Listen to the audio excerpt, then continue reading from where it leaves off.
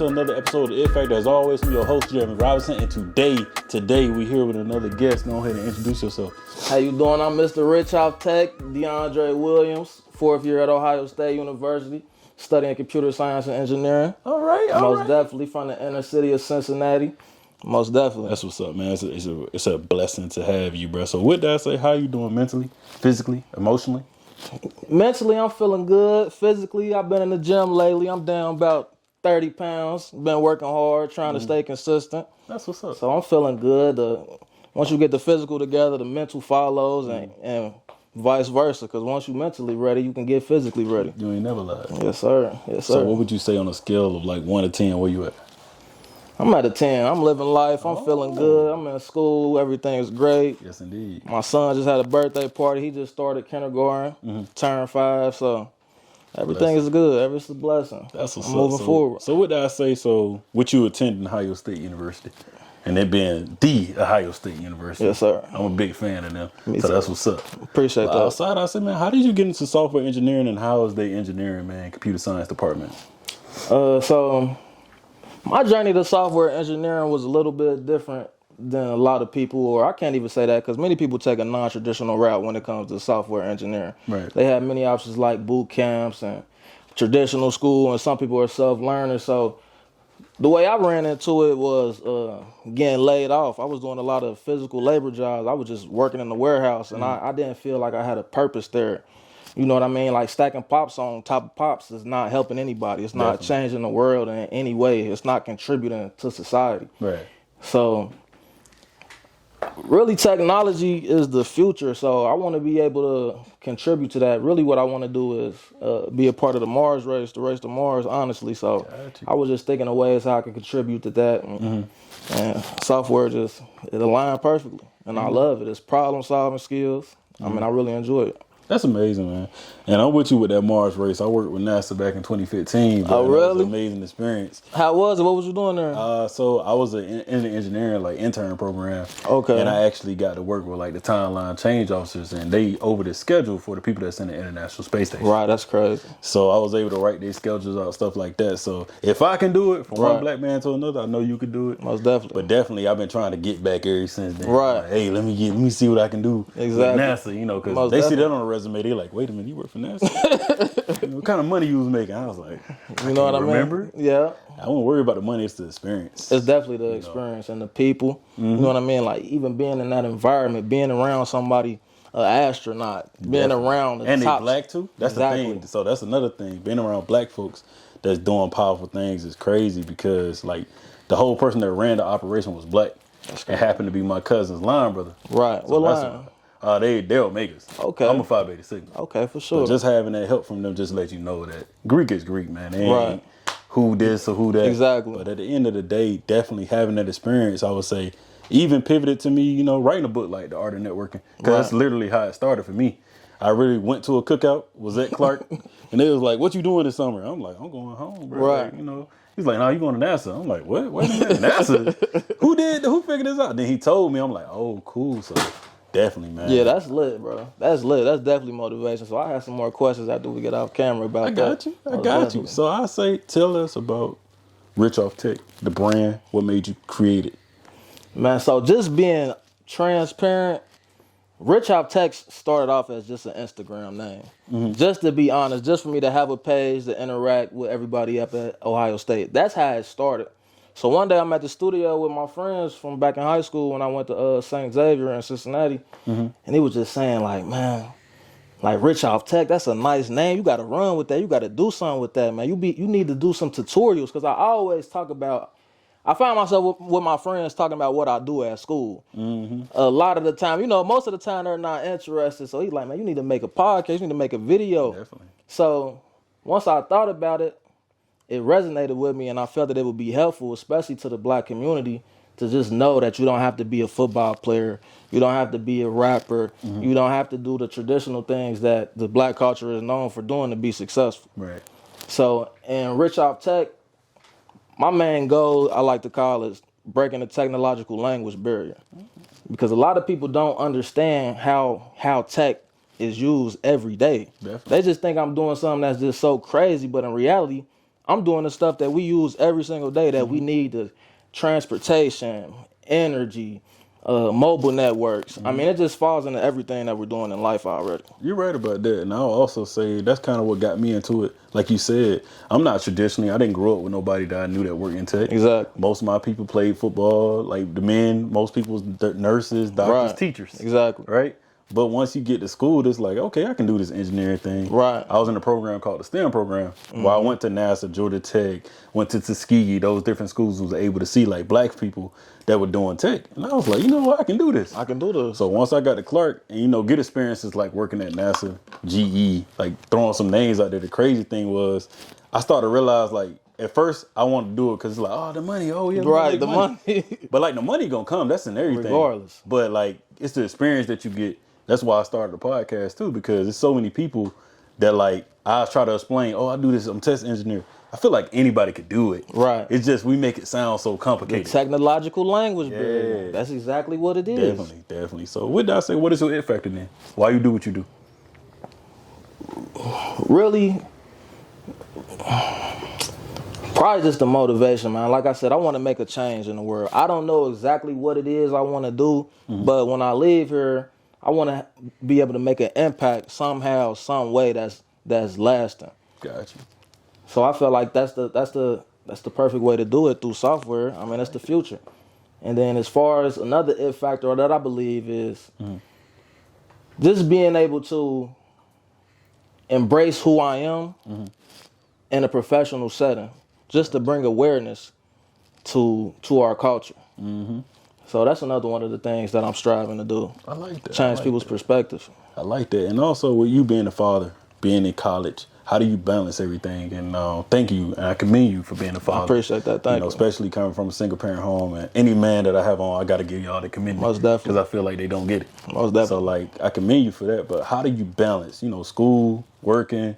Because you ain't fooling me. I know you working and ain't going to school. But like, how do you balance all that? Family. My mother, my children's mothers, they're very helpful and understanding. Sometimes it's a little rough, you know what I mean? Yes. But at the end of the day, they're supporting me. And you know what I'm saying? They're being patient with me in the process. And that's why I got to make the most of it. I respect that. I got to make the most of it. So shout out to the family. Most definitely, I appreciate y'all. Yes, indeed. I love y'all. So That's what's up. So I found out about you from like seeing 2K. Seeing Right. that you develop everything. And like, I think it was object-oriented language, but seeing everything that was created, I was just like, I gotta reach out and get this guy most on the definitely, podcast. I appreciate that. Now, why did you feel like that was important to break that down like that, and how relatable you think that is for people to know? Man, it was very important. Like I was saying earlier in the episode, people don't understand that the technology that we're creating and using is used in the things that we enjoy doing.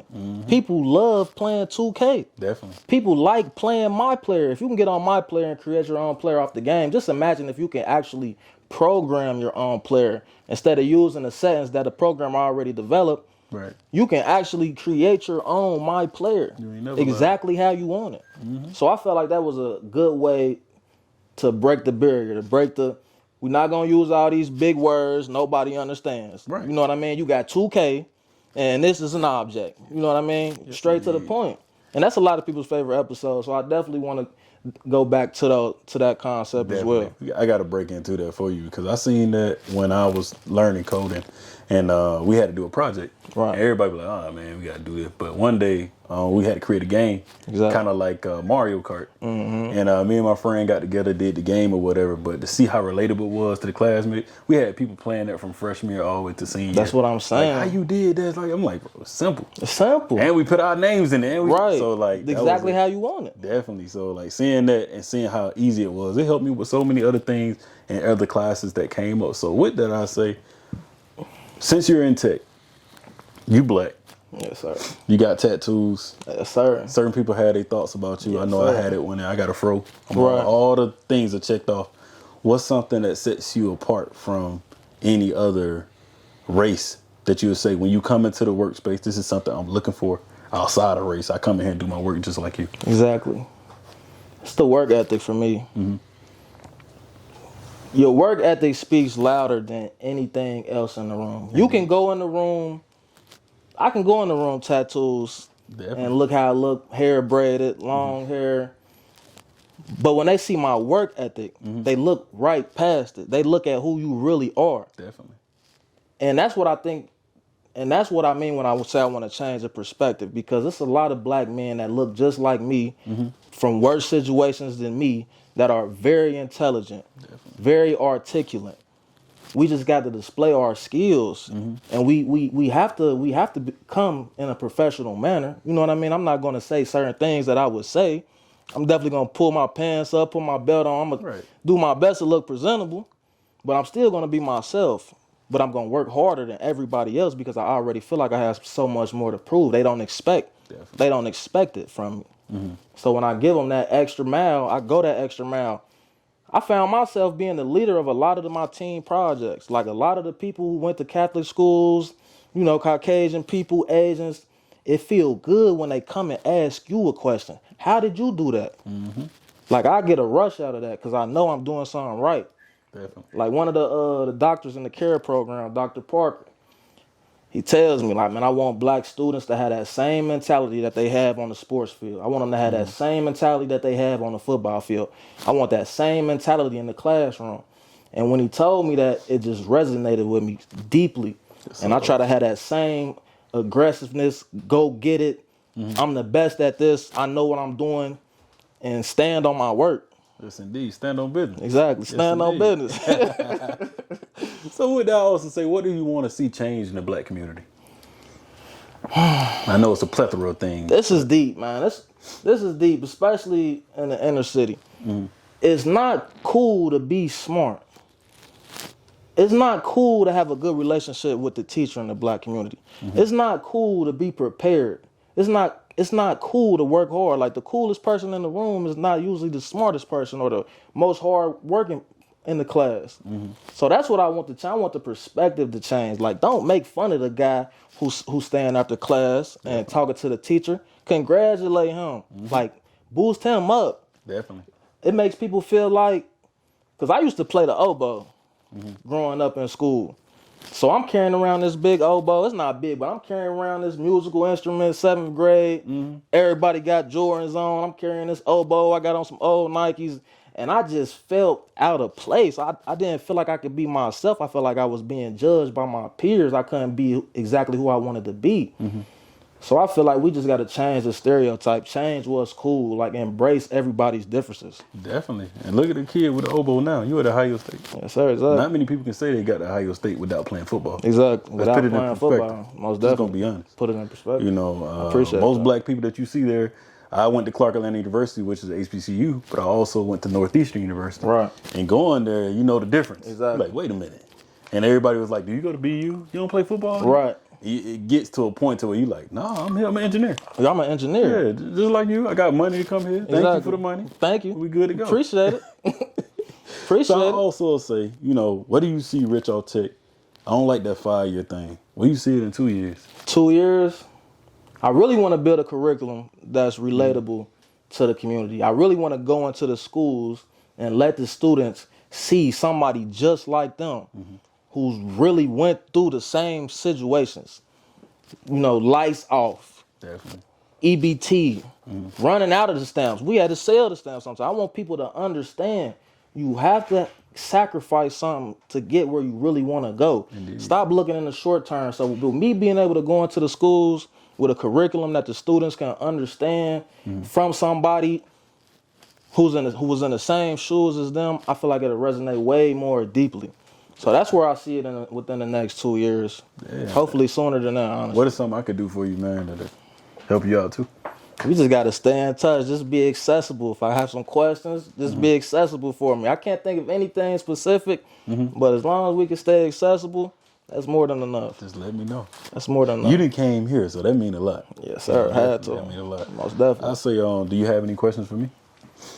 So how do you feel as a black man in the software engineering space? To be very honest, with all the things that happen in tech, with like layoffs, stuff like that, I'm going through that right now. And like the biggest thing that's crazy, I've been in 8+ some years. I started in 2015, Right. and been successful, had my ups and downs. But to be very honest, it's a career.